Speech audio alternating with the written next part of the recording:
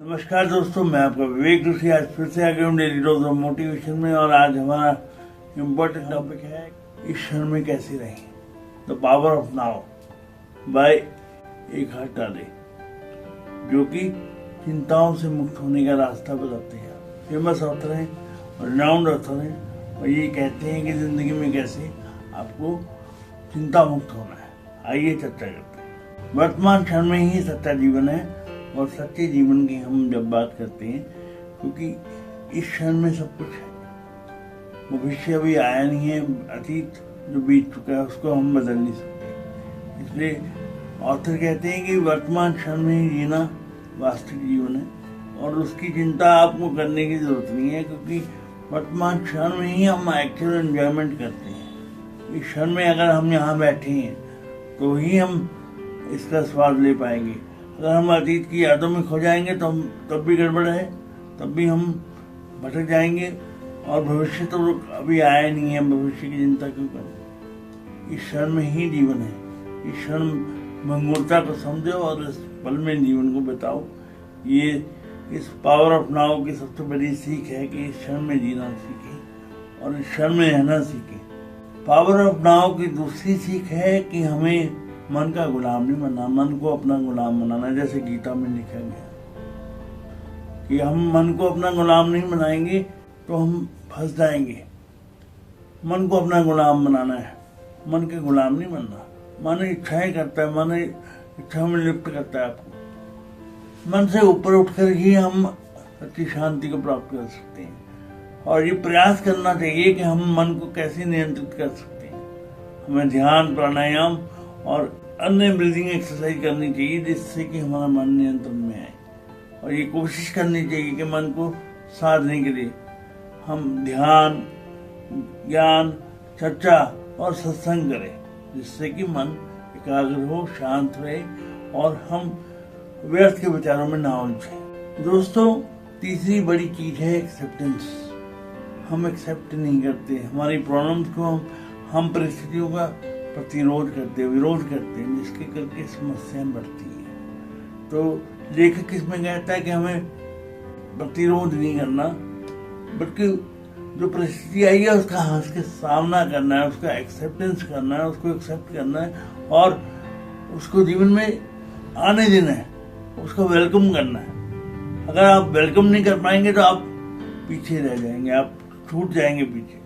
इसलिए अपनी समस्याओं को समाधान करने के लिए पहला चरण है उसको एक्सेप्ट करना। क्योंकि बहुत सारे लोग इस चीज को एक्सेप्ट ही नहीं कर पाते कि हमारे पास प्रॉब्लम है।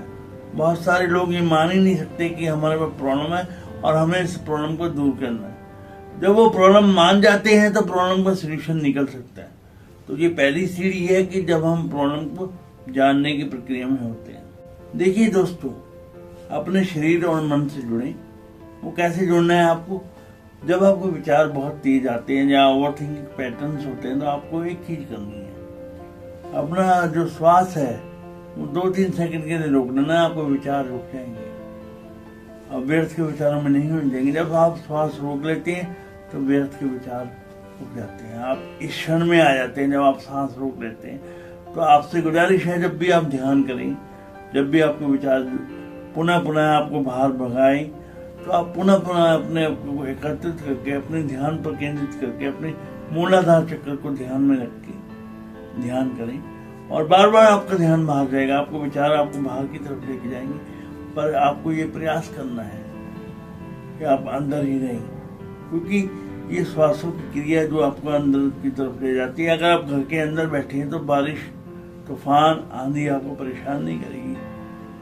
अगर आप घर के बाहर बैठे हैं तो आंधी तूफान आपको तंग कर सकते हैं। इसलिए अपने अंदर रहें, अपने मन की शांति के लिए कार्य करें, अपने श्वासों के साथ कार्य करें, अपने मन के साथ कार्य करें, आप बहुत उत्तम गति को पाएंगे। तो लेखक ये कहता है कि अपनी ईगो से हमें ऊपर उठना पड़ेगा। ईगो ही हमें फॉल्स इल्यूजन में डालता है, फाल्स भ्रम में डालता है। और फाल्स भ्रम में ये कहता है कि मैं ही सब कुछ हूँ।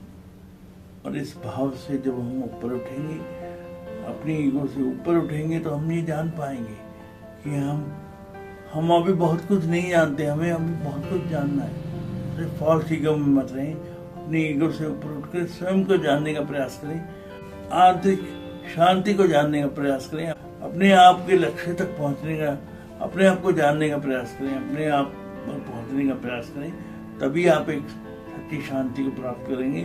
और यही ईगो से ऊपर उठने का कार्य ये है कि अपने आप को सहज भाव से छोड़ दें, मुक्त कर दें अपने आप को, किसी चीज से अटैच करके ना देखें, क्योंकि ईगो अटैचमेंट है, ये मेरा है, ये तेरा है, ये अटैचमेंट की भावना है, और ये सिर्फ मेरा है, ये पूरी ईगो है।